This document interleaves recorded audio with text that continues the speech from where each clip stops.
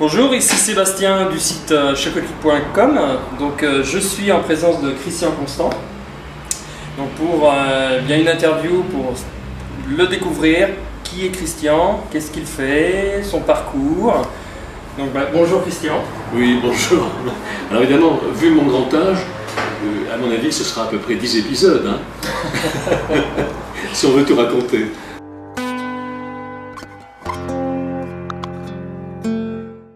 Alors effectivement, moi j'ai fait un parcours très long, j'ai beaucoup de choses à mon actif, mais il faut dire que j'ai eu à l'égard du chocolat un coup de foudre et qui s'est prolongé à travers le temps. C'est-à-dire que je suis quelqu'un de très fidèle, même en amour. C'est génial. Personne ne dira le contraire, bon, ça va. Bon. Personne n'a entendu. Personne n'a entendu. Et donc ça s'est passé comme ça avec le chocolat. Je suis tombé en amour, comme on dit au Canada. Voilà. Et étant tombé en amour, j'ai continué. Et moi je suis fils de vigneron, petit-fils de vigneron. Et je me suis très vite rendu compte que le chocolat c'était un peu comme le vin. Il y avait un processus de fabrication qui ressemblait étrangement à celui du vin. On ramasse la cabosse, on l'ouvre, on en extrait ce qui se trouve à l'intérieur, bien sûr, et puis on a un processus de fermentation qui est exactement le même que pour le vin. Alors ça m'a complètement étonné, complètement fasciné, et j'ai commencé à parcourir les pays producteurs parce que je me suis dit à l'époque, il y a très longtemps, il n'y a pas un chocolat, il y en a forcément autant qu'il y a de petits châteaux dans le Bordelais. Hein, c'est obligé, cette histoire. Alors j'ai commencé par le Venezuela.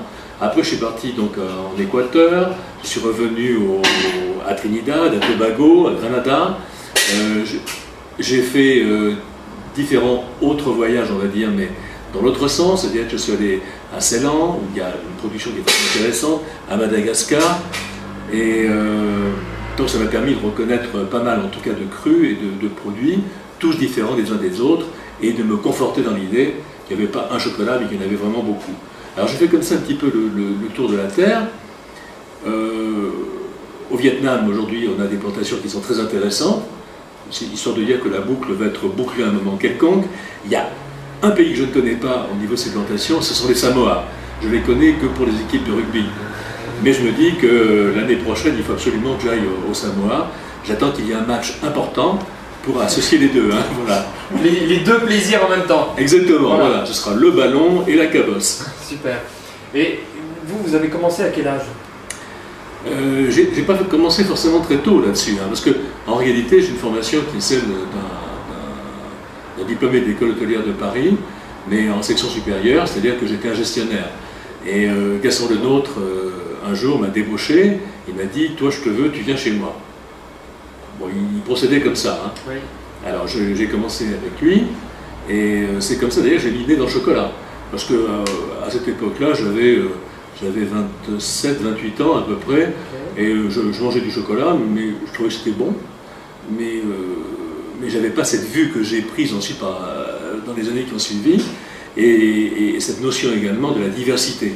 Pour moi, la diversité, c'était quelque chose d'extraordinaire, puisqu'on ne faisait que des mélanges, jusque dans les années 75 à peu près, hein, en gros. Et à partir de là, on s'est rendu compte qu'effectivement, il y avait des plantations.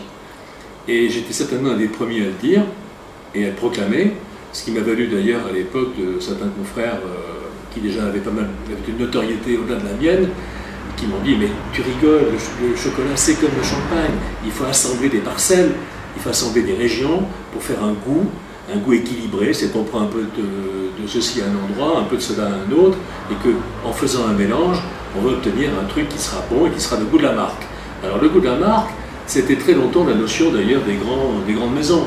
Je pense à tous les Lindt, Suchard, enfin toutes ces maisons qui à l'époque avaient un petit peu de sens et de notoriété, et toutes ces maisons donc ne vivaient que par un goût de la marque. Évidemment, moi je foutais la pagaille là-dedans. J'arrivais. Imaginez. Alors mes grands copains c'était des gens de chez Valrhona, c'est toujours d'ailleurs resté mes grands copains, ça n'a pas changé, même quand Valrhona a changé de propriétaire, puisqu'aujourd'hui c'est quand même le groupe Bongrain. On a eu une petite trouille quand on a vu Bongrain arriver, on s'est dit attends, il a fait sa fortune avec le caprice des dieux, aïe aïe aïe, qu'est-ce que ça va nous donner au niveau du chocolat? Pas du tout, parce qu'il en a fait sa danseuse. C'est un homme qui adore le chocolat, Jean-Noël Bongrain est un type formidable, que j'aime beaucoup, enfin je manque de respect. C'est quelqu'un qui est un homme assez âgé et qui vraiment adore le chocolat. Alors moi, mes petits camarades chez Valrhona, ils sont restés, et puis on a eu l'arrivée je pense à Jean-François Dargin, notamment, qui est toujours dans la maison, qui autrefois était chez Soca 2, qui est un type qui est vraiment a mis le nez dans les plantations, complètement. Et moi, il n'était pas encore chez Valrhona, je me rappelle, un jour, il est arrivé ici, il m'a dit, bon, tu reviens d'où, là? Et moi, je revenais du Venezuela, il me dit, mais t'as rien vu d'un peu rigolo, d'intéressant? J'étais en train de chercher, je dis, attends, mais si j'ai découvert un chocolat blanc. Bon, et oui, un chocolat blanc, un chocolat dont les graines, les fèves, quand on les coupe, sont blanches. Et c'était le fameux Porcelana, dont on parle beaucoup aujourd'hui, bien sûr. Et puis on a également des pays qui font du blanc, hein. On a le Pérou qui fait du chocolat blanc, on a au Mexique également une plantation, la Joya, qui produit un chocolat blanc aussi, mais qui une fois fermenté devient brun. Et la grande caractéristique des grands cacaos, c'est de ne pas être noir, c'est d'être acajou. Voilà, des cacaos qu'on appelle à casse claire dans notre métier. Donc les cacao à casse claire sont les plus aromatiques, bien évidemment. Donc j'ai été aussi celui qui avait trouvé le Porcelana.